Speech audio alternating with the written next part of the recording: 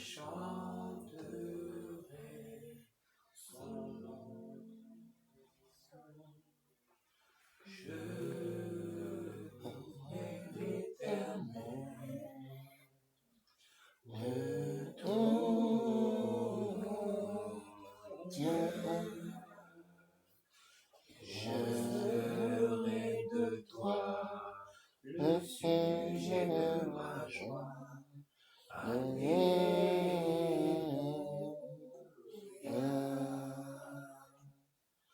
Je louerai l'Éternel de tout mon cœur. Je raconterai toutes ses merveilles. Je chanterai son nom. Je louerai l'Éternel de tout mon cœur. Je ferai de toi le sujet de ma joie. Alléluia.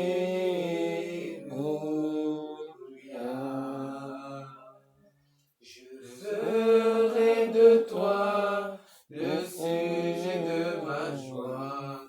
Alléluia.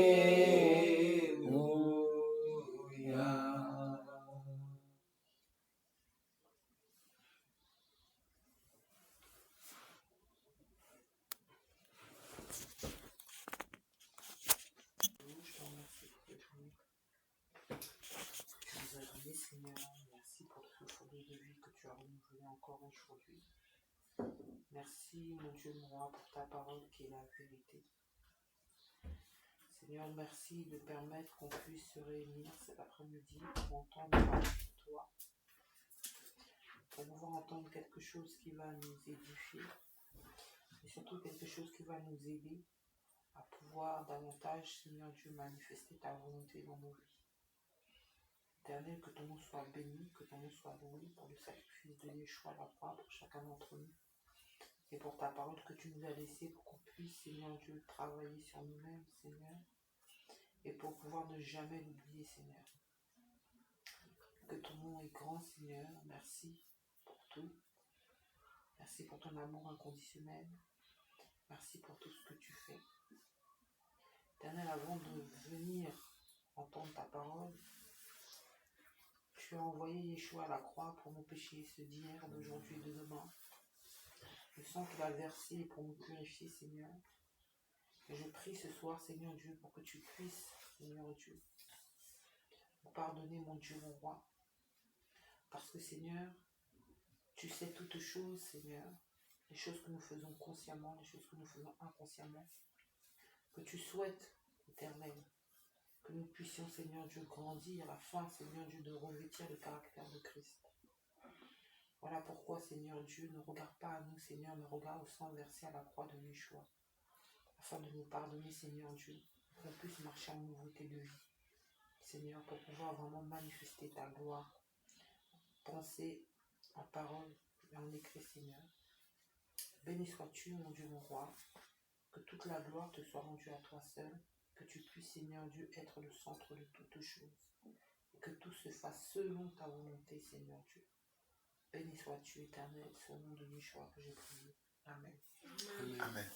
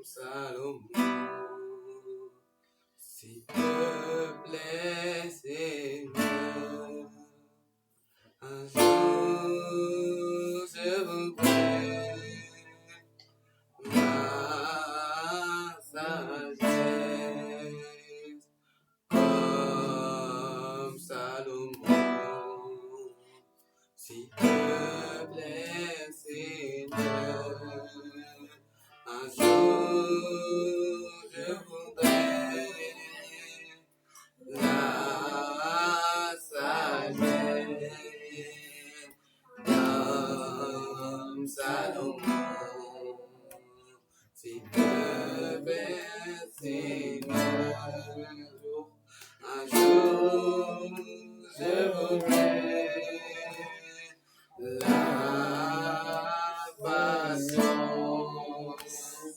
comme Moïse.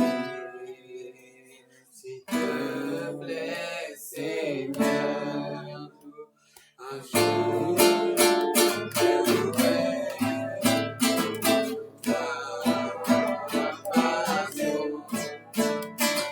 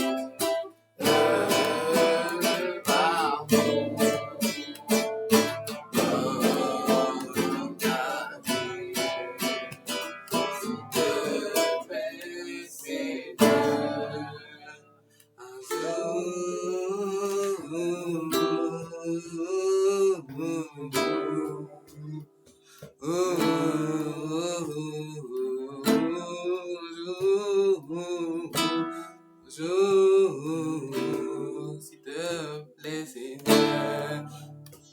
Un jour, je voudrais tous ces choses. Aide-moi, Seigneur, pour y arriver. Aide-moi, Seigneur, pour y arriver. Aide-moi, Seigneur, pour y arriver. Alléluia, alléluia. Éternel notre Dieu, nous voici encore devant toi.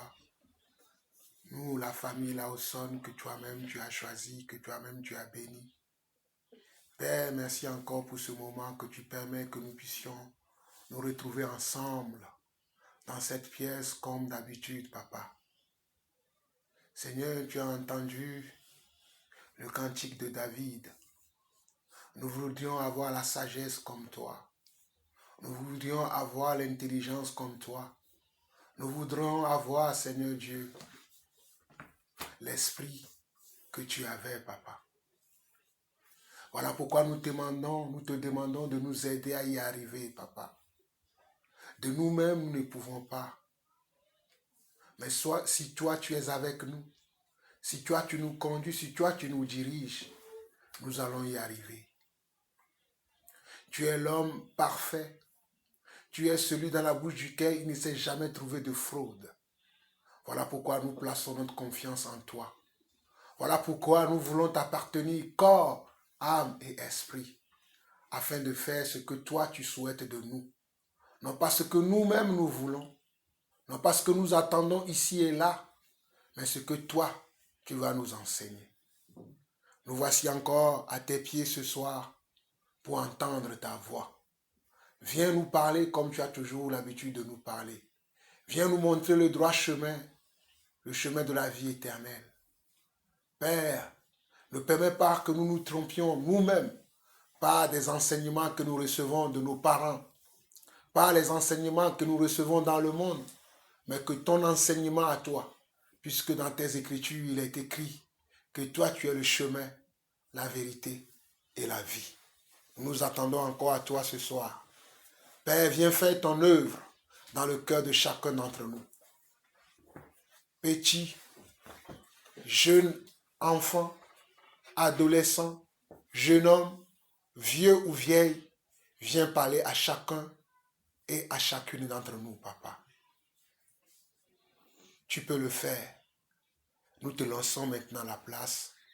Viens faire ton œuvre en nous. Au nom de Jésus, nous avons ainsi prié. Amen. Amen. Qui peut me dire qui est Jésus?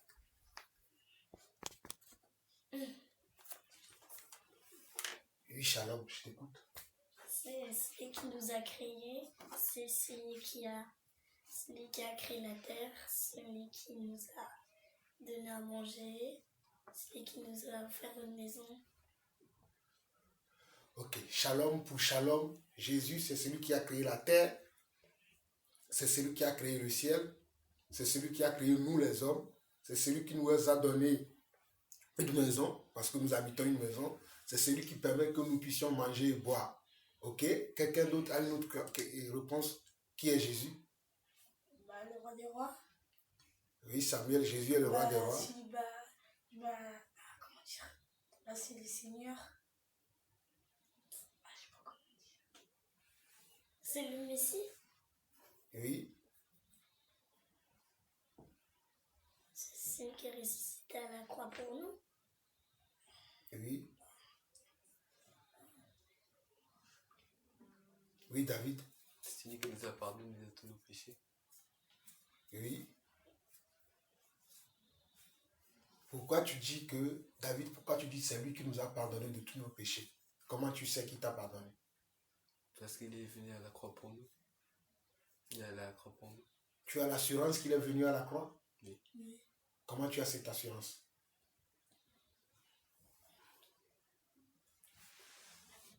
Je sais pas. Parce que c'est écrit dans les Écritures. Je suis sûr surtout. Et parce Il y a des moments où je me disais que peut-être oui, peut-être que non. Mais au moment où le Seigneur il a dit, quand j'ai lu que le Seigneur il a dit, heureux est l'homme qui m'ait cru sans m'avoir vu, et heureux l'homme qui m'ait cru en m'ayant vu. Et à ce moment-là, je me suis dit, si quelqu'un voulait te forcer vraiment à croire, il t'aurait dit, crois-moi. Mais la façon dont il dit, l'homme qui est cru sans m'avoir vu, c'est compliqué de croire en quelque chose que tu n'as jamais vu. C'est compliqué. Mais quand tu as cette phrase, ça te donne l'assurance que vraiment, c'est lui. Parce que c'est comme si il y a l'homme qui les ont vus à ce moment-là, mais pour les gens futurs, il a dit cette phrase qui est rajoutée dedans. Il aurait pu seulement dire heureux l'homme qui m'a cru, parce qu'à ce moment-là, il n'y avait que les gens qui l'ont vu.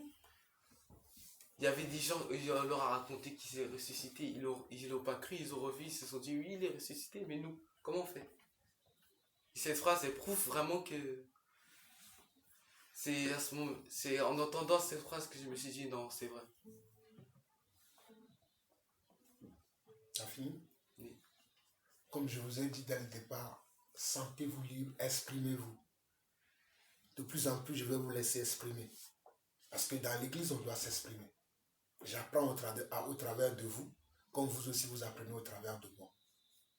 Dans l'église, on doit s'exprimer. Jésus est venu pour s'exprimer.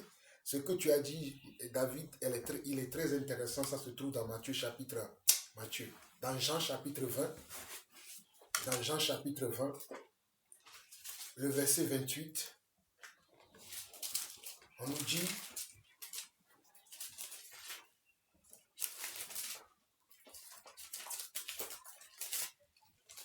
aujourd'hui, beaucoup de gens, beaucoup de personnes ont des doutes par rapport au christianisme, par rapport à nous qui croyons en Jésus. Je vais vous faire voir tout à l'heure une vidéo. Et vous allez commenter ce que vous allez commenter. La vidéo, elle dure 4 minutes. Vous allez voir, vous allez écouter ce que les gens disent dans la vidéo. Et après, vous allez me dire ce que vous en pensez. C'est ça qui m'a donné l'idée de commencer le culte aujourd'hui comme ça, que de venir simplement parler. Que vous-même, est-ce que vous avez une confirmation de ce qu'on vous enseigne? Est-ce que ce dont on parle depuis des années maintenant, est-ce que vous êtes conscient de cela ou ce n'est que des choses que nous vous racontons? Parce que chacun doit avoir son expérience avec Dieu. Moi, j'ai mon expérience avec Dieu. Personne ne peut m'enlever Dieu de ma tête. Il n'y en a pas. Il n'y en a pas.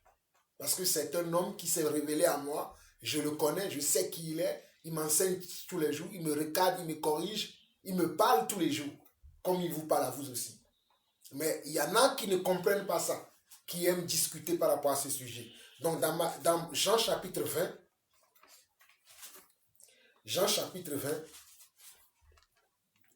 on va lire à partir du verset 19 au verset 29. Ce que tu as dit tout à l'heure, c'est tout au verset 29. Mais pour que nous puissions nous comprendre, nous devons lire plus haut. On dit, le soir de ce jour qui était le premier de la semaine, les portes du lieu où se trouvaient les disciples étaient fermées à cause de la crainte qu'ils avaient des Juifs. Jésus vint, se présenta au milieu d'eux et leur dit, la paix soit avec vous. Quand on dit le soir de ce jour qui était le premier de la semaine, ça veut dire c'était le jour de la résurrection du Seigneur. Nous savons que le Seigneur est ressuscité le premier jour de la semaine. Et le premier jour de la semaine, selon les textes hébraïques ou bien selon le calendrier juif, c'est dimanche, ce n'est pas lundi. Et le premier jour de la semaine, les portes du lieu où se trouvaient les disciples étaient fermées.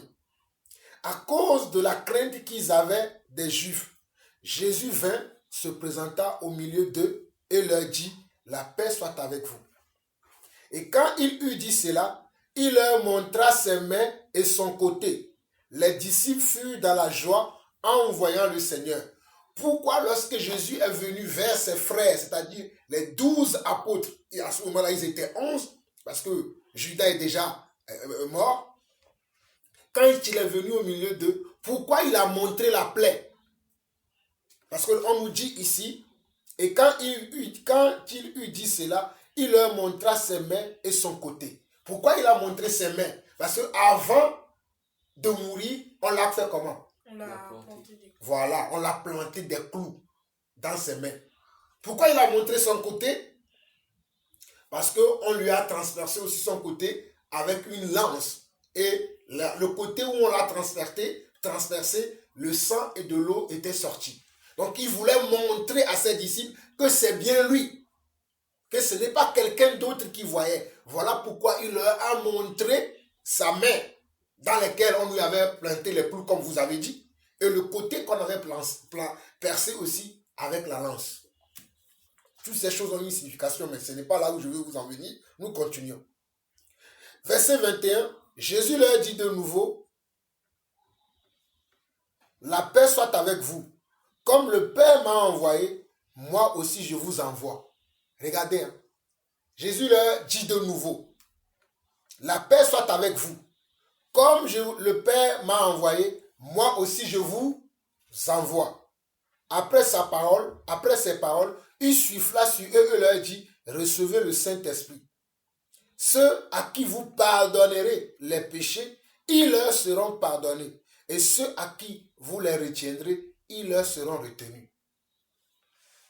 Jésus parle à ses disciples, il leur dit, recevez ma paix. Et après, il souffla sur eux en leur disant, recevez le Saint-Esprit. Le Saint-Esprit qui est l'Esprit qui nous conduit, qui nous enseigne, qui nous convainc de péché, de justice et de jugement. Le Saint-Esprit qui habite notre conscience, qui dans notre conscience nous révèle l'état de notre cœur, nous révèle nos pensées, nos sentiments, nos émotions. C'est le Saint-Esprit qui révèle toutes ces choses. Au verset 24, Thomas, appelé Didyme, loin des 12, n'était pas avec eux lorsque Jésus vint. Donc, Thomas, appelé Didyme, qui était disciple aussi, manquait à ce moment-là lorsque Jésus était venu et qu'il avait déjà montré son côté et sa main. Lui n'était pas dans la pièce. Mais entre-temps, il est venu se joindre à toute cette populace qui était avec Jésus le jour-là. Et comme il était retardataire, comme on dit toujours, les retardataires ont toujours tort, il vient et dit, les autres disciples lui disent, donc, nous avons vu le Seigneur. Mais il leur dit, regardez, hein, les autres disciples, le doute que beaucoup de gens ont aujourd'hui, ça ne date pas d'aujourd'hui. Ça date depuis le temps de Jésus. Même parmi les apôtres, il y avait des gens qui avaient des doutes. Voilà pourquoi aujourd'hui, quand je dis que aller à l'église, ça ne signifie rien. Parce que les gens vont à l'église, mais ils écoutent la parole, mais ça ne leur dit rien. Parce qu'ils peuvent écouter la parole sans faire confiance à ce qu'ils écoutent. La preuve, nous l'avons ici. Thomas vient dire au verset 25, les autres disciples lui disent, donc nous avons vu le Seigneur, mais il leur dit, si je ne vois dans ses mains la marque des clous, et si je ne mets pas mon doigt dans la marque des 2 clous, et si je ne mets pas ma main dans son côté, je ne croirai point. C'est le point que tu as soulevé tout à l'heure, David.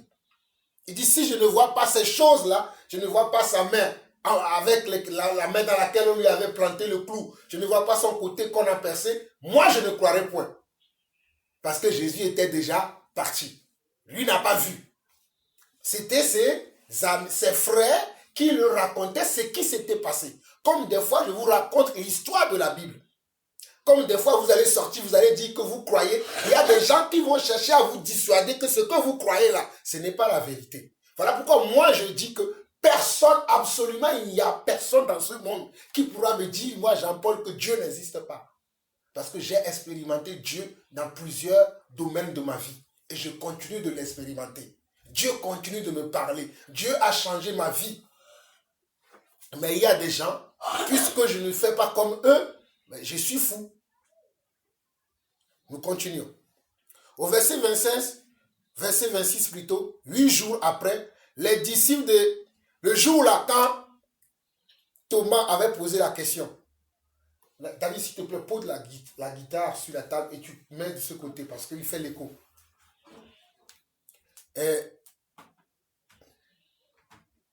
Le jour où Thomas a posé la question,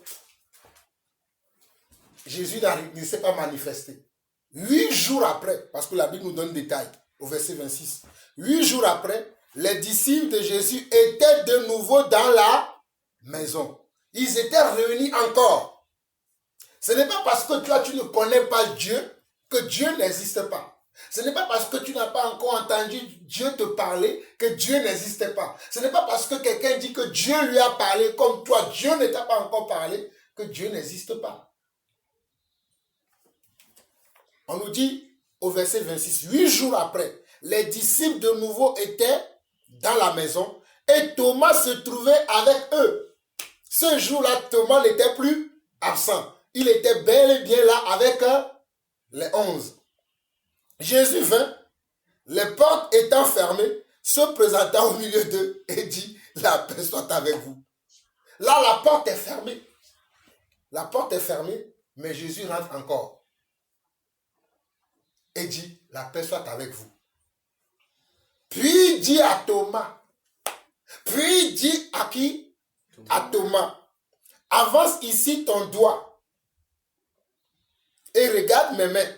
Avance aussi ta main et mets-les dans mon côté et ne sois pas incrédule, mais comment? Crois. Et ne sois pas incrédule, mais crois. Verset 28, Thomas lui répondit, mon Seigneur et mon Dieu. Jésus lui dit, parce que tu m'as vu, tu as cru. Heureux ceux qui n'ont pas vu et qui ont cru. Voilà, c'est ce que David a dit tout à l'heure. Voilà pourquoi j'ai dit que c'est le verset 29 que tu as dit. Mais pour que nous puissions comprendre, nous allons voir qu'est-ce qui s'était passé parce que la Bible trace toutes les faits et gestes de Jésus. Pas tout, parce que tout ce que Jésus a fait, la Bible dit d'ailleurs dans Jean chapitre 21, je crois, à la fin, que si on pouvait l'écrire, il n'y aura pas, il n'y a pas. Jésus a fait tellement beaucoup de choses.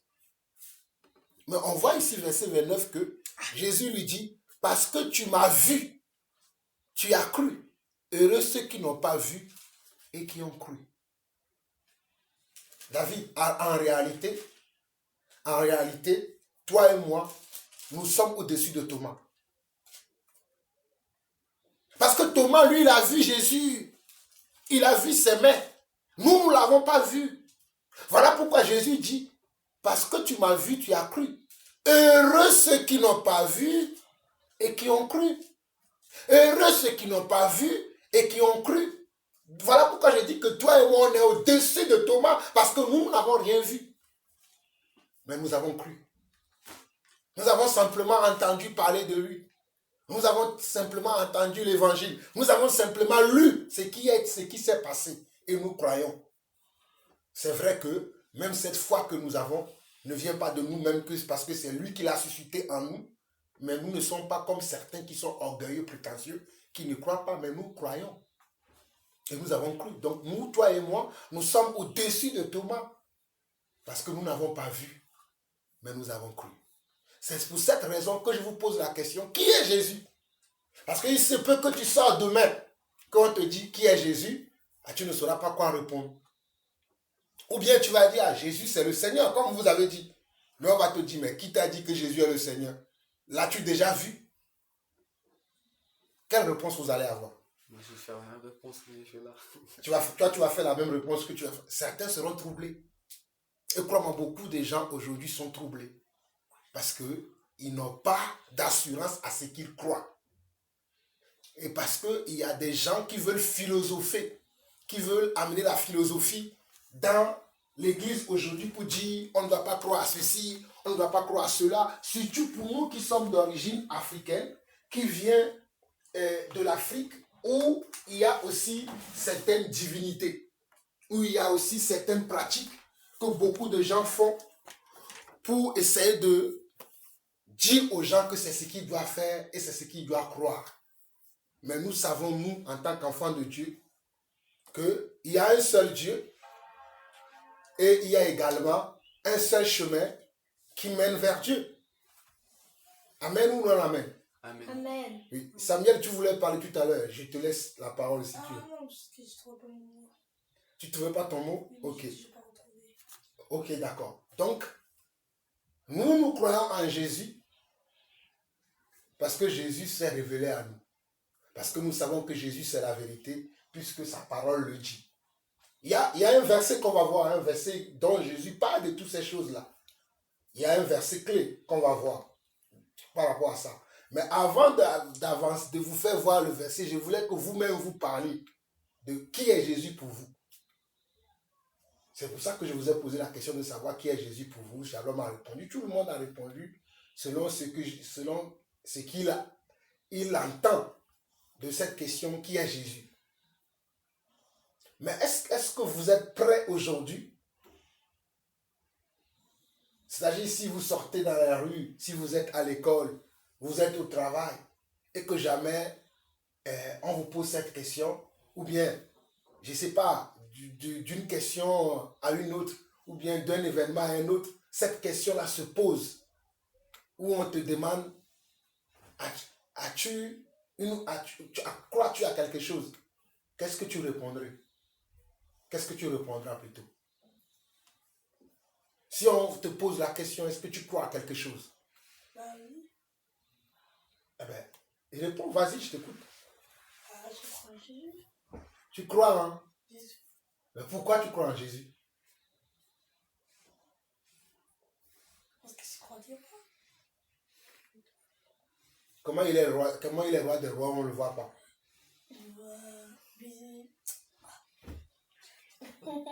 En fait, c'est des choses qui lui paraissent tellement logiques qu'il ne sait pas quoi répondre. Laisse-le se débrouiller, il va répondre. Comment il est roi des rois, mais on ne le voit pas? Moi, je vois le roi Emmanuel Macron. Parce que le Seigneur l'a béni. Parce qu'il est invisible. Parce qu'il est... Invisible. Très bonne question. Très bonne réponse. Tu vois? Shalom, elle a dit parce qu'il est invisible. Ta réponse que tu as donnée n'est pas mauvaise, hein, qu'il est le roi des rois, on sait. Mais c'est un Dieu qui est invisible. On ne peut pas le voir à l'œil nu. Ce n'est pas un objet, ce n'est pas un ordinateur comme cet ordinateur, ce n'est pas un téléphone, ce n'est pas un livre. Mais il est invisible. Mais ce n'est pas ton esprit que tu te connectes comment à lui, que tu sens comment hein, sa présence. C'est Shalom qui a trouvé la bonne réponse. Il peut être au milieu de nous. Jésus est invisible. Voilà pourquoi il a dit, là où 2 ou 3 sont assemblés à mon nom, je suis au milieu d'eux. Est-ce qu'il vient physiquement? Là qu'on est là, Jésus est au milieu de nous. Mais est-ce qu'on le voit? Non. Mais on sent sa présence comment? Au travers de son esprit. Voilà pourquoi je vous disais tout à l'heure que c'est important que vous compreniez ce à quoi vous croyez. Parce que, tu vois, quelqu'un peut te déstabiliser dans la rue comme ça. Ah oui, tu crois en Dieu, tu l'as déjà vu. Et puis tu seras perdu. Ah oui, c'est lui qui a raison, je ne l'ai jamais vu. Donc, au fait, mon Dieu n'existe pas. Mais non, puisque le but de l'ennemi, c'est de te déstabiliser. C'est de te faire croire que ce que tu crois là n'existe pas. Pour que tu suis ce que eux ils veulent te dire.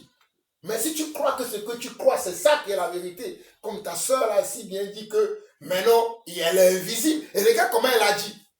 C'est parce que ça a tellement parlé fort en elle qu'elle a dit avec une certaine voix, tonalité, que ta soeur n'a pas d'habitude d'avoir. Mais non, mais elle est invisible. Tu as vu comment elle a parlé? Et là, si tu parles devant quelqu'un, elle va dire, mais elle est arrogante. Mais non! Ce n'est pas de l'arrogance, mais la foi que tu as à l'intérieur de toi, ou bien la foi que nous avons à l'intérieur de nous, nous pousse à poser des actes que les gens ne peuvent pas comprendre. Voilà pourquoi dans Jean 17, Jésus a dit, je les ai choisis du monde. Dans le monde là, Jésus nous a choisis, il n'a pas choisi tout le monde. On va le voir. Quelqu'un peut avoir une réponse à cette question. Mais ce que Shalom a dit, effectivement, c'est ça. Parce que Dieu est invisible. Dieu n'est pas comme le paquet de chocolat. Et Dieu n'est pas comme le lait que tu vois. Mais Dieu est Dieu et il est invisible. Quand tu veux le voir, il faut Que tu sois au ciel. Non, c'est pas que tu sois au ciel. Il faut que tu te connectes à lui par l'esprit, par son esprit qui est en nous. Parce que tu peux parler aussi. Et voilà Quand pourquoi je nous prie. prions. Quand on prie. Voilà, quand nous prions, nous parlons à lui. Et il nous écoute.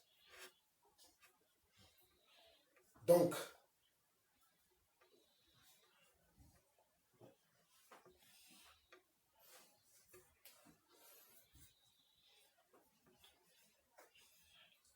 vous avez compris ou pas? Oui. Bon, si vous avez compris, comme je l'ai dit tout à l'heure, ça c'est une première question qu'on peut vous poser. Mais il y a des gens qui peuvent essayer de vous poser encore une autre question.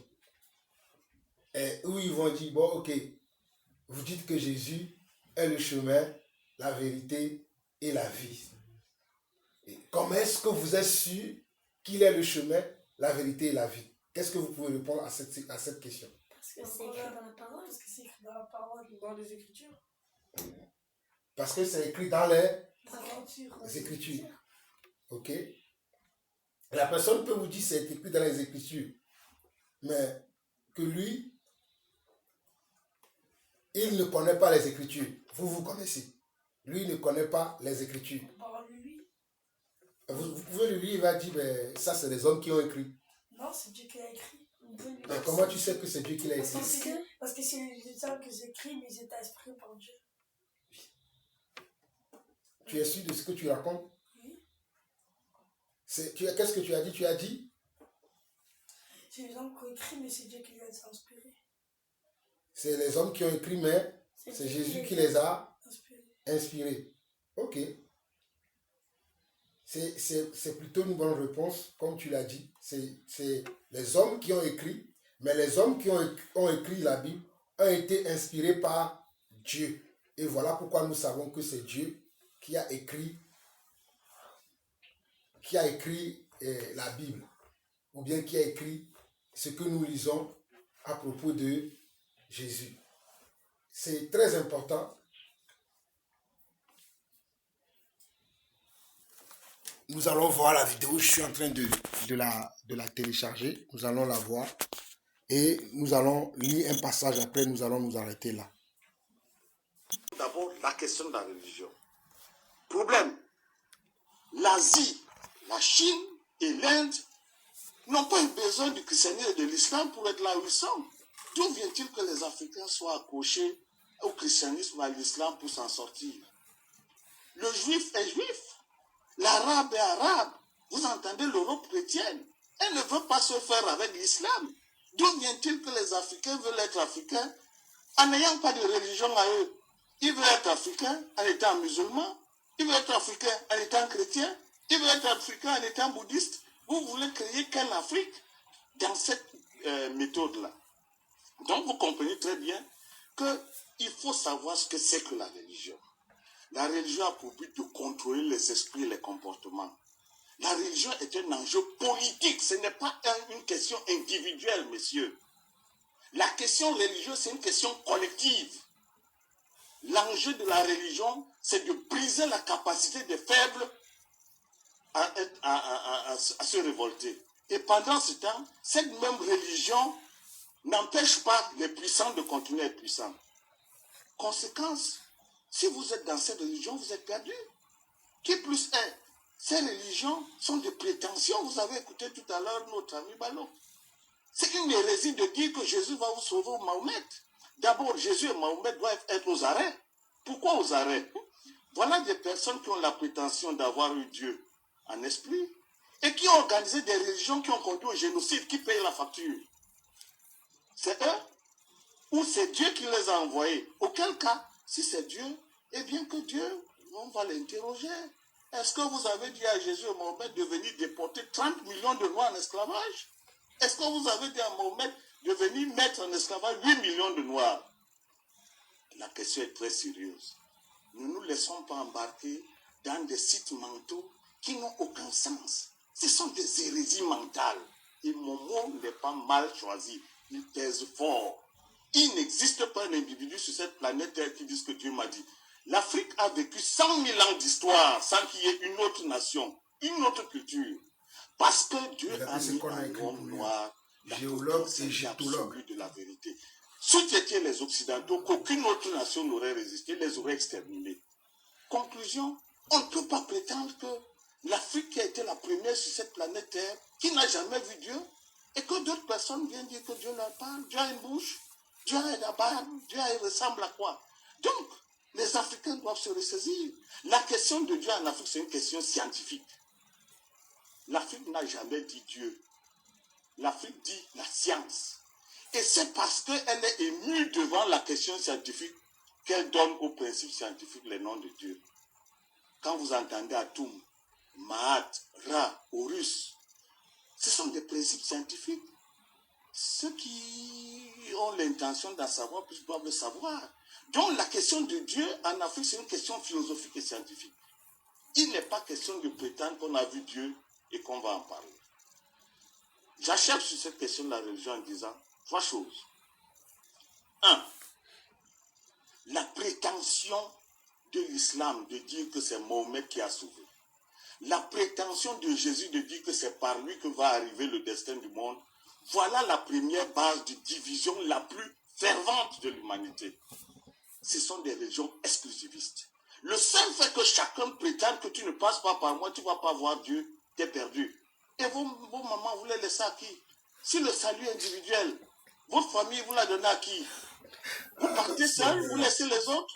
Vous comprenez donc la question de Jésus de Mahomet, c'est une question anthropologique. C'est le sens individualiste de l'histoire de l'humanité proposé par l'Occident, qui n'est pas un sens africain. Dire que vous allez avoir votre salut par Jésus ou Mahomet, c'est une faute en Afrique. Vous ne pouvez pas laisser votre père et vos cousins. Vous ne pouvez pas. Si vous le faites, vous n'êtes plus africain. Ok, vous avez vu? Vous avez compris ou bien on revoit encore? C'est bon? Ok, maintenant, comme vous avez vu, je vous laisse maintenant faire votre commentaire. Ce que vous pouvez répondre à ce monsieur. Quelle différence? Comment tu sais? Parce que là, je sais parce que... Je vous écoute, hein. Qu'est-ce que vous pouvez répondre à ce monsieur qui est un égyptologue et un géologue? C'est lui qui est un savant. Pour nous, nous ne savons rien, puisque nous, on ne va pas mettre devant notre nom égyptologue, ceci ou cela. Qu'est-ce que vous pouvez répondre à ce monsieur? Il a dit des choses qui ne sont pas vraies. Oui. Et aussi, qui dit, si vous croyez à Mohamed et Jésus, vous n'êtes plus africain. C'est totalement faux. En plus, pour moi, c'est sûr, il y a une différence. Voilà.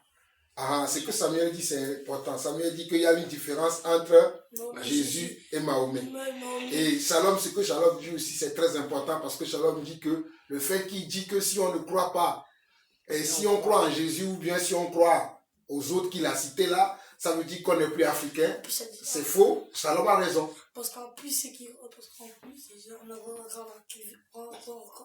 en qui on veut. En plus, bah, Jésus, il y a une différence. Mahomet, lui, c'est. Jésus, c'est chrétien. Mahomet, lui, c'est. Musulman. Musulman. Et même sans arriver jusque-là, Voilà. Jésus, c'est la descendance du Seigneur, on peut dire ça comme ça, c'est le C'est fils du Seigneur, alors que Mohamed, c'est comme si il y avait une descendance tirée, c'est lui, c'est un peu le côté rejeté dans l'histoire de la famille, vu que la bénédiction était pour Isaac. Donc au final, Mohamed, il vient de la descendance d'Ismaël, donc c'est le côté où ils ont fait ce qu'ils veulent de leur côté, et le Seigneur, il a mis de côté Et c'est l'inverse. Isaac. Donc si on suit dans, on va dire dans le sang, on peut dire que Jésus descend d'Isaac. Comme ça. Donc Mohamed et Jésus, ça n'a rien à voir. Et vraiment, dans tout ce qu'il a dit, il parle que... En fait, il redit les mêmes choses, ce qui reformule dans une façon différente. C'est ça, en fait, ce que je comprends pas, c'est qu'au lieu de dire ça, c'est fini, il dit les mêmes choses, mais il reformule d'une façon différente, il répète encore la même chose. Voilà. Comme si, en fait, on était débile, en fait, on a compris une fois, ça sert à rien de répéter 10 fois. Donc, il dit que, à un moment, il a parlé, il a dit que, qui paye les factures, les choses comme ça, si le Seigneur, il veut que demain tu tombes malade, déjà, tu peux rien faire à ton travail, déjà, pour commencer. Donc il peut dire ce qu'il veut. Si le Seigneur décide que demain tu n'as pas de travail ou que tu ne peux pas aller au travail, tu ne vas pas aller au travail. Pour commencer comme ça. Il a parlé d'un moment de l'esclavage. Il a dit qui va payer pour l'esclavage, si j'ai bien compris. S'ils ont été esclaves, c'est qu'il y a une raison pour ça. Parce qu'au final, même si nous on est la descendance au final de l'esclavage qui s'est produit. L'esclavage a permis déjà qu'on puisse arriver en Europe. Qu'on le veuille ou non, même si l'esclavage a été des mauvaises choses, maintenant on peut visiter les autres pays, ce qu'on ne pouvait pas faire avant. On peut retourner dans notre pays d'origine, entre parenthèses. Donc l'esclavage c'est assez bon, mais des mauvaises choses. Donc on ne peut pas s'en plaindre. Si le Seigneur l'a dit, d'ailleurs s'il n'y aurait pas eu l'esclavage, actuellement nous ne connaîtrons pas le Seigneur. Donc merci Seigneur pour l'esclavage, même si les gens sont morts à cause de ça, mais s'il n'y aurait pas eu d'esclavage, actuellement nous ne connaîtrons pas le Seigneur. Le Seigneur peut trouver une autre façon, mais c'est grâce à l'esclavage que nous connaissons le Seigneur actuellement. Ok. En tout cas, merci David pour tes réflexions aussi. Moi, je vais faire deux, trois commentaires. Déjà, ce n'est pas le Seigneur qui a fait l'esclavage. Ce sont les hommes qui ont fait l'esclavage. Ce sont les hommes qui, à cause de quoi? À cause de l'amour de l'argent, l'amour des richesses, ils sont venus, ils ont trompé des gens en prenant la parole. Comme de nos jours, aujourd'hui, il y a des pays africains dans lesquels il y a des chefs d'État africains, et d'ailleurs dans certains pays d'Asie aussi, il y a des chefs d'État qui trompent leur peuple. Ça aussi, c'est une forme d'esclavage. Est-ce que ça aussi, c'est la faute de Jésus? Non. Ben non. Donc, on ne va pas prendre des choses qui se passent dans le monde et dire forcément que c'est Dieu qui a fait ça. Ce sont les êtres humains qui font des choses parce qu'ils ne s'aiment pas. Et Jésus est venu pour nous parler de l'amour. Jésus est venu pour nous parler de la paix. Souvenez-vous du passage qu'on a lu dès le départ. Quand Jésus est venu vers les apôtres, qu'est-ce qu'il leur a dit? Il a dit que la paix soit avec vous. Donc si tout le monde sur cette terre veut la paix, il n'y aura pas d'esclavage. Si tout le monde sur cette terre a l'amour pour son prochain, il n'y aura pas d'esclavage, il n'y aura pas ces inégalités qu'on voit. Il y a certains qui gagnent des milliers d'euros par mois et certains n'ont même pas de quoi manger. Si nous avons tous la solidarité, si nous nous aimons tous comme le Seigneur veut que nous nous aimions, il n'y aura pas ce genre de choses. Et Jésus est venu afin de montrer à nous les hommes que quelque part, nous nous aimons nous-mêmes et nous ne l'aimons pas. Et il est venu pour nous montrer que nous devons l'aimer et que nous devons aimer notre prochain comment? Comment on peut dire que ce monsieur-là est mauvais? Moi, je ne comprends pas. Quelqu'un qui est venu te dire que, au lieu de t'aimer toi-même, aime aussi ton prochain comme toi-même, quel est le mal que ce monsieur a fait? Il vient plutôt apporter la paix, il vient plutôt apporter l'amour, il vient il vient pourtant apporter la solution à nos problèmes. Puisque la vue que nous nous détestons, moi je viens voler tes biens, je viens te tricher, je viens te tromper. Lui il vient maintenant, il dit non, au lieu de tromper celui-là, aime-le comme toi-même. Ce que tu n'aimeras pas qu'on te fasse, ne le fais pas aux autres aussi. C'est ce que Jésus est venu faire. Mais pourquoi tasser maintenant cette personne de quelqu'un de mauvais? Vous voyez? Je peux dire plein de choses, hein, mais je veux pas que l'enseignement soit trop long. Mais j'ai vu que vous avez déjà la jugeote, la sagesse pour comprendre certaines choses. Je vous ai montré ça parce que vous allez écouter des choses plus violentes que ça. Où les gens vont dénigrer le Seigneur et qui vont parler mal du Seigneur juste parce qu'ils sont quoi? Parce qu'ils sont incrédules. Regardez ce monsieur-là, au lieu de parler de Dieu, il parle de la science. Il parle d'Osiris, et il va parler de toutes ces choses-là, et c'est ça que lui croit. Il dit que c'est ça la science, c'est ce que la science a amené, qu'on doit croire à Osiris, ceci, tout ça là. Alors que toutes ces choses-là sont des dieux, effectivement des dieux égyptiens, imaginaires en plus, qui n'existent pas. Et que nous voyons dans la Bible que le Seigneur a montré que ces choses-là ne servaient à rien. En envoyant Moïse, il a montré que... Voilà. En envoyant Moïse, Dieu a montré sa puissance au travers de Moïse. Quand Moïse a jeté son bâton est devenu un serpent. Et les Égyptiens là, qu'ils étaient des savants, qu'ils avaient des pouvoirs, tout ça là, le bâton de Moïse a avalé tous leurs serpents. Ça veut dire que la science de Dieu, si nous voulons parler au niveau de la science de Dieu est au-dessus de la science de l'homme. Mais pourquoi je vais choisir la science de l'homme si je sais que la science de Dieu est au-dessus de la science de l'homme? Si je sais que la science de Jésus est au-dessus de la science des hommes, mais moi je vais choisir la science de Jésus. Et c'est ce que nous avons choisi. Et c'est ce que eux ils ne comprennent pas. Et ils disent qu'on a renié l'Afrique. Le fait d'être africain ne fait pas de moi que je dois suivre bêtement les choses qu'on pratique chez moi. Oui, excusez-moi le mot, le fait que je sois africain de source, même si aujourd'hui je ne me réclame plus que je suis africain, je suis maintenant un enfant de Dieu. Mais malheureusement, je suis dans le monde.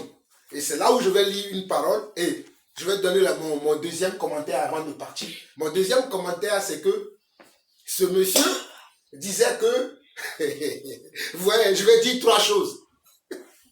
Vous allez, mais il a dit à la fin que je vais dire 3 choses. Premièrement, il a cité quelque chose. Deuxièmement aussi, il a cité quelque chose. Troisièmement, et comme tu as dit, c'est toujours les mêmes choses. Mais en d'autres mots, pour dire, en résumé, ce qu'il veut dire, votre Dieu là, est-ce que vous l'avez déjà vu? Parce qu'il a même dit.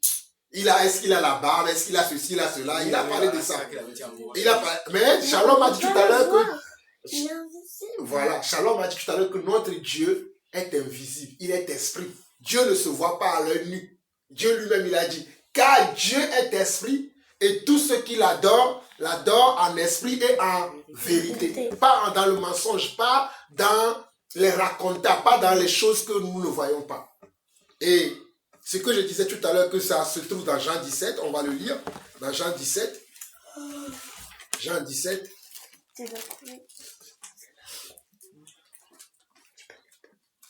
Je vais aller vite, comme ça on va finir.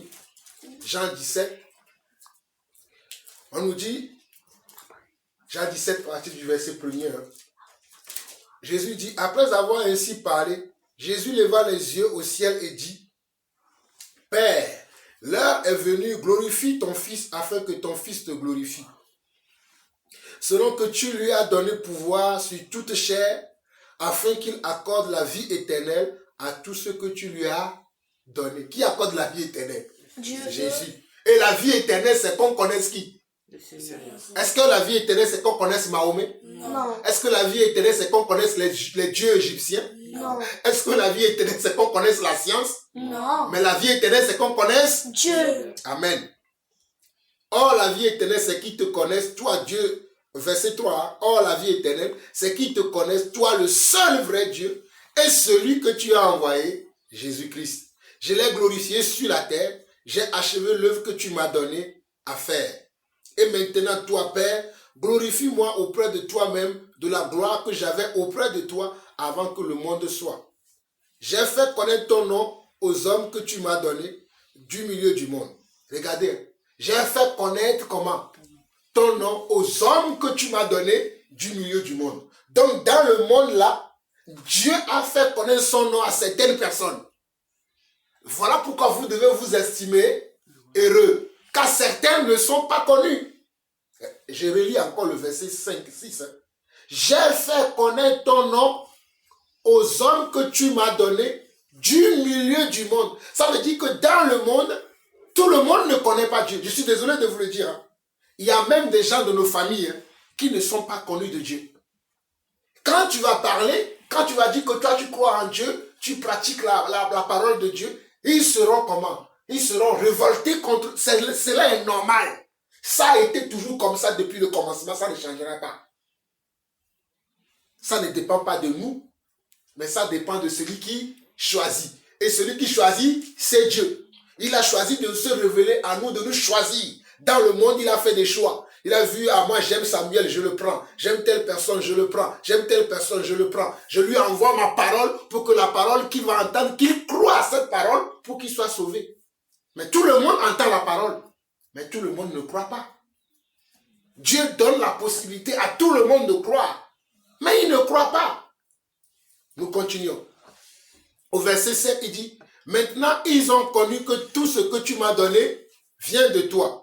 Car je leur ai donné les paroles que tu m'as données. Et ils les ont reçues. Et ils ont vraiment connu que je suis sorti de choix. Je suis sorti de toi. Et ils ont cru que tu m'as envoyé.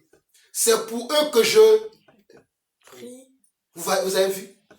Jésus ne priait pas pour le monde. Ça, c'est une révélation pour moi. Je méditais ça tout à l'heure. J'ai dit, waouh, même le jour-là, quand Jésus a prié, il ne priait pas tout le monde. Il a prié simplement pour ceux qui... Regardez-lui. Il dit, c'est pour eux que je prie. Je ne prie pas pour le monde, mais pour ceux que tu m'as donnés, parce qu'ils sont à toi. Et tout ce qui est à moi est à toi, et ce qui est à toi est à moi, et je suis glorifié en eux. Je ne suis pas dans le monde, et ils sont dans le monde, et je vais à toi, Père. Garde-les en ton nom que tu m'as donné, afin qu'ils soient un comme nous. Donc le jour-là, quand Jésus priait pour les apôtres, il a bien précisé qu'il ne priait pas pour le monde, mais il priait pour nous qui avons cru. Vous allez voir que plus tard, dans cette même prière, Jésus a prié pour nous aussi. Pour toi, David, Jésus avait prié pour toi. Au fait, en réalité, aujourd'hui, je n'ai même pas besoin de demander à quelqu'un de prier pour moi, parce que Jésus avait déjà prié pour moi. Nous allons le voir, parce que si nous continuons, au verset 13, il dit, et maintenant je vais à toi, et je dis ces choses dans le monde, afin qu'ils aient en eux ma joie. Comment? Parfaite. Il dit, j'ai dit ces choses dans le monde. Le jour-là, quand Jésus parlait, les gens étaient là. Les gens l'écoutaient parler. Et il dit au verset 14, je leur ai donné ta parole, et le monde les a. Le monde les a. Vous voyez, vous avez vu. Le monde va toujours nous haïr. Et quand on dit le monde nous a haïs, ce n'est pas le monde, le globe terrestre. On ne parle pas de ça. On parle des incrédules. Quand Jésus dit le monde, Jésus parle de ceux qui ne croient pas en lui. Dans le mot monde, c'est ceux qui ne croient pas en Jésus. Ce n'est pas la planète Terre. Mais Jésus parle de ceux qui n'ont pas cru en lui. Voilà pourquoi il dit, je les ai donné ta parole, et le monde les a haïs, parce qu'ils ne sont pas du monde. Comme moi, je ne suis pas du monde. Jésus n'est pas du monde et nous non plus, nous ne sommes pas du monde. Voilà pourquoi nous ne pouvons pas aimer le monde, aimer les mensonges, les choses qui sont dans le monde, parce que nous ne sommes pas du monde. Et verset 15, c'est là où il y a encore une révélation. Je te prie, je ne te prie pas de les ôter du monde, mais de les préserver du malin. Je ne te prie pas de les ôter du monde, mais de les préserver du mal. Ils ne sont pas du monde, comme moi, je ne suis pas du monde. Continuons. Ils ne sont pas du monde, comme moi, je ne suis pas du monde. Et il continue. Sanctifie-les par ta parole est là. Donc, qu'est-ce qui nous sanctifie? La parole de Jésus. Ce n'est pas la parole des hommes qui nous sanctifie, mais la parole de Jésus. Voilà pourquoi ce nom dérange toujours. Parce que ses propos sont forts. Et les gens n'aiment pas ce qu'ils disent. Et il continue. comme tu m'as envoyé dans le monde, je les ai aussi envoyés dans le monde. Et je me sanctifie moi-même pour eux, afin qu'eux aussi soient sanctifiés par la vérité. Ce n'est pas pour eux seulement que, Je prie. mais encore pour ceux qui croiront en moi par Leur parole. C'est ça qui me faisait dire tout à l'heure que même Jésus a payé pour nous. Parce que le jour-là, c'était les 11 qui étaient avec lui. C'était sur eux qu'il priait. Mais pendant qu'il priait pour eux, il t'a vu, David. Il t'a vu, Samuel. Il t'a vu, Emmanuel. Il t'a vu, Shalom. Il a vu aussi Sarah. Il m'a vu, il a vu maman. Il a vu tous les croyants. Il a vu tous les... Quand je dis les croyants, je ne parle pas de ceux qui vont à l'église. Comprenez mon langage, quand je parle des croyants, je ne parle pas de ceux qui disent je crois à tel ceci, je crois à ceci, je crois à Mahomet, je crois au Bouddha, je crois à ceci, je vais à l'église, je suis catholique, je suis protestant, je suis baptiste. Non, je parle des véritables enfants de Dieu. Ceux qui croient à la parole, qui acceptent la parole telle qu'elle est. C'est ceux-là dont Jésus parle ici. Voilà pourquoi il dit au verset 20, ce n'est pas pour eux seulement que je prie, mais encore pour ceux qui croiront en moi par leur parole. C'est-à-dire ceux qui croiront en Jésus au travers de comment? Au travers du témoignage des apôtres. Et c'est le témoignage des apôtres qui est arrivé jusqu'à nous.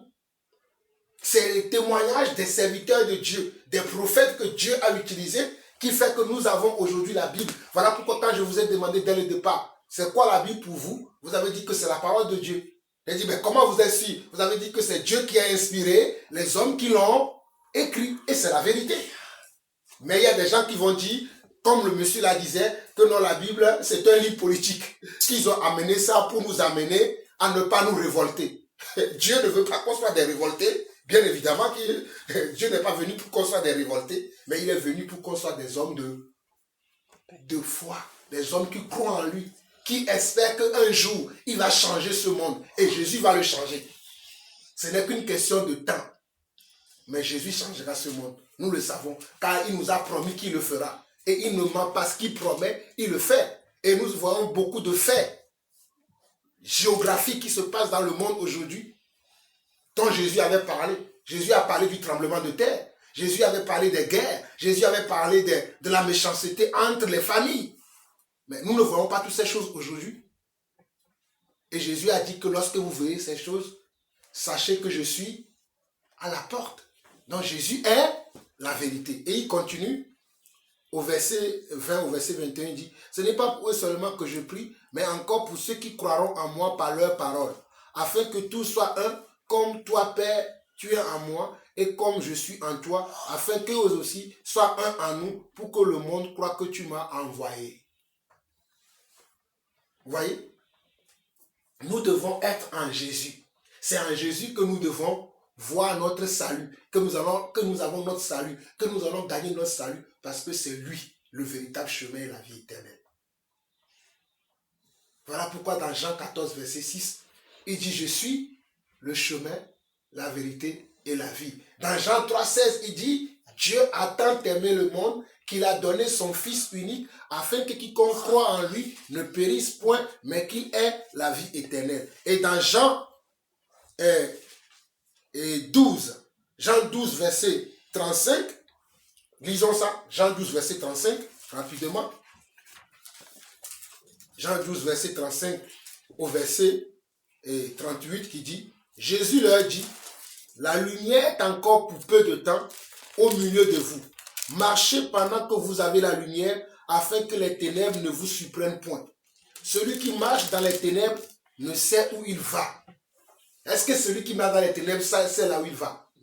Et ces hommes-là sont des gens qui vivent dans les ténèbres. Ils ne savent pas là où ils vont, ils ne savent pas ce qu'ils racontent, ils disent des choses dont ils ne maîtrisent pas.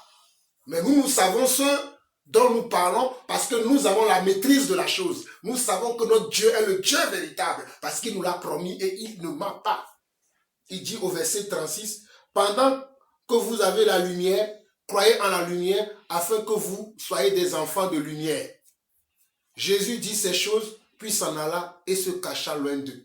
Jésus dit que soyez des enfants de lumière. Il y a des enfants de lumière et il y a des enfants de ténèbres. Nous ne devons pas oublier ça. Et ce sont les enfants de ténèbres qui critiquent les enfants de lumière. Qui essaient de dissuader les enfants de lumière à devenir également des enfants de ténèbres. Et pour finir, 1 Corinthiens chapitre 1, Paul en parle clairement de ça, du discours de ce monsieur-là. Et c'est là où nous allons finir aujourd'hui. 1 Corinthiens chapitre 1. 1 Corinthiens chapitre 1. Nous allons lire du verset 18 jusqu'à la fin. 1 Corinthiens chapitre 1, verset 18 à la fin. 1 Corinthiens chapitre 1, verset 18 à la fin. Je profite de cette occasion pour vous montrer tous ces passages, pour que vous puissiez, on a commencé par les questions, mais les questions là ont leurs réponses dans la Bible. Nous, la Bible, c'est notre repère, c'est notre source, c'est notre encyclopédie. Notre encyclopédie, ce n'est pas les têtes de mode que nous avons en Afrique. Ce n'est pas les arbres parlables que nous avons en Afrique. Notre dictionnaire, c'est le livre de Dieu. Et dans 1 Corinthiens chapitre 1, verset 18, Paul commence par ceci en disant, « Car la prédication de la croix est une folie pour ceux qui périssent, mais pour nous qui sommes sauvés, elle est une puissance de Dieu. Aussi est-il écrit, je détruirai la sagesse des sages et je rendrai nulle l'intelligence des intelligents. » Vous avez vu? Ceux-là, ils croient qu'ils sont intelligents. Mais Dieu a détruit leur intelligence. Parce qu'au lieu de mettre leur intelligence en Dieu, ils le mettent dans Osiris, Horus, Astarté, et géologie, tout ça là. Ils mettent leur intelligence dans ça. Comment on peut être stupide pour croire à Horus? Mais cet homme-là, regardez comment il parlait. Et le journaliste a mis devant son nom égyptologue et géologue. Et puis quoi encore? On s'en fout de ce qu'il est. Et nous, on connaît la vérité. On continue, verset 20. Où est le sage? Où est le scribe? Où est le raisonneur de ce siècle? Dieu n'a-t-il pas convaincu de folie la sagesse du monde? Dieu n'a-t-il pas convaincu de folie la sagesse du monde? Car puisque le monde avec sa sagesse n'a point connu Dieu, il a plu à Dieu dans sa sagesse de sauver les croyants par la folie de la prédication. Regardez, tout est écrit dans la parole. On nous dit, car puisque le monde, c'est-à-dire les incrédules, avec leur sagesse, n'ont pas connu Dieu, il a plu à Dieu, dans sa sagesse, de sauver les croyants par la folie de la prédication. Les Juifs demandent des miracles. Lui, il ne parle pas des Juifs, alors que même les Juifs ne croient pas en Jésus. Parce que même les Juifs, ils cherchent des miracles. Ici, on dit, les Juifs demandent des miracles et les Grecs cherchent la sagesse, c'est-à-dire les Grecs cherchent la science. Comme lui, il est là à chercher la science, à aller fouiller la terre. Franchement, alors que c'est Dieu qui est la chose. On continue, verset 23. Nous prêchons Christ crucifié. C'est ça qui est scandale. Scandale pour les Juifs et folie pour les païens. Folie pour les incrédules. Nous prêchons Christ crucifié. Scandale pour les Juifs. Les Juifs disent, il a dit qu'il est le Fils de Dieu. Plus crucifiez-le. Dieu n'a pas de fils. Comment il peut dire qu'il est le Fils de Dieu? Crucifiez-le. C'est pour ça qu'on l'a crucifié. Et les païens aussi, c'est un scandale pour eux, parce que nous disons qu'il est le Fils de Dieu, comme le monsieur l'a dit tout à l'heure. Est-ce que vous l'avez déjà vu? Nous allons lui demander si c'est lui qui a permis, qui a eu 30 millions d'esclavages, si c'est lui qui a permis, qui a eu 8 millions d'esclaves. Est-ce que c'est Jésus qui a permis ça? Ah non! Mais il se trompe de sujet. Nous continuons. Verset 24. Mais puissance de Dieu et sagesse de Dieu pour ceux qui sont appelés tant juifs que grecs.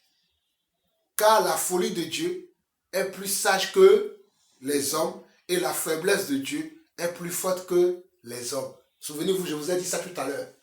Que personne, il n'y a personne sur cette terre qui peut m'enlever ce que je viens de vous dire là. On a essayé. Déjà, on dit quand j'ai commencé à croire au Seigneur ou non, vous savez, c'est parce qu'il n'a pas de papier. Vous savez, c'est parce qu'il ne travaille pas. Vous savez, c'est parce qu'il n'a pas ceci. Vous savez, c'est parce qu'ils ont toujours dit ça. Aujourd'hui, ils sont fatigués, ils n'ont plus rien à dire. Ils disent maintenant que je suis un fanatique. Aujourd'hui, c'est ce qu'ils disent. Ils disent c'est un fanatique de Jésus. Vous voyez, il n'y a rien qui doit nous arrêter dans notre foi. Si nous continuons, On va finir, hein? Verset 26 au verset 31. Et c'est là la preuve que être enfant de Dieu, c'est différent de ce que les gens pensent. Il dit, considérez, frères, que parmi vous qui avez été appelés, il n'y a ni beaucoup de sages selon la chair. Parce que sage selon la chair, c'est d'être politologue, docteur en ceci, docteur en sciences de la chaussée, en sciences des ponts, en sciences de la médecine, en sciences de ceci. Malheureusement, le pauvre laté Jean-Paul Ausson n'est pas docteur en tout ça là. Donc lui, il parle que de la parole. Et ça énerve les gens. Mais c'est un choix. Dieu m'a choisi. Alléluia. Jésus m'a choisi. Et toi? Dieu nous a choisis. Jésus m'a choisi. Et toi? Jésus m'a sauvé. Et toi? Jésus m'a choisi. Et toi? Ils peuvent s'énerver, ils peuvent sauter, ils peuvent faire tout ce qu'ils veulent. Mais c'est la vérité parce que la Bible dit dans 1 Corinthiens chapitre 1 verset 26 au verset 31. Considérez, frères, que parmi vous qui avez été appelés, il n'y a ni beaucoup de sages selon la chair, ni beaucoup de puissants, ni beaucoup de nobles. Mais Dieu a choisi les choses folles du monde pour confondre les sages. Dieu a choisi les choses faibles du monde pour confondre les forts. Et Dieu a choisi les choses viles du monde et celles qu'on méprise, celles qui ne sont point, pour réduire à néant celles qui sont. Afin que nulle chair ne se glorifie devant Dieu. Voilà, afin que nulle chair ne se glorifie devant Dieu. Regardez comment cet homme se glorifiait. Oui, nous les hommes, on peut ceci, l'homme africain a 100, à 1000 ans de quelque chose, ça n'a pas de sens. Ça a fait quoi? Ça a changé quelque chose. Et il continue, au verset 30, on dit, « Or, c'est par lui que vous êtes en Jésus-Christ, qui par la volonté de Dieu a été fait pour nous sagesse, justice, sanctification et rédemption, afin que, comme il est écrit, que celui qui se glorifie dans le Seigneur. » Voilà pourquoi j'aime me glorifier dans le Seigneur. Et quand je disais tout à l'heure, Jésus m'a choisi, je me glorifie dans le Seigneur. Jésus m'a choisi, et toi, Jésus m'a aimé, et toi, Jésus m'a élu, et toi, Jésus nous a choisis. Ces choses-là, que ces choses-là soient ancrées dans vous. Je ne sais pas quand est-ce que je mourrai. Comme David disait tout à l'heure, ce qui s'est passé à l'école, comment les profs vont essayer de nous faire croire que notre foi ne vale pas la peine. Ils vont essayer de tous les moyens possibles pour détruire la foi que vous avez. Ça a commencé dans les écoles. On va essayer de vous injecter des pensées comme ça. Ah, comme tu as dit que, comme tu disais tout à l'heure, est-ce que c'est Dieu qui a créé la terre et la poussière, alors que la terre et la poussière c'est la même chose, ou l'herbe, comme tu as dit tout à l'heure. Mais ces hommes vont essayer toujours de nous faire croire que ce que nous croyons, ce n'est pas bon. Et certains même, ça c'est les Européens, maintenant même chez nous-mêmes, nous qui sommes de culture africaine, qui sommes de tradition africaine, qui viennent des pays lointains comme ça, il y a nos frères en Afrique aussi qui vont dire, oui, parce que vous suivez les dieux des Blancs. Est-ce que les Blancs prient Dieu?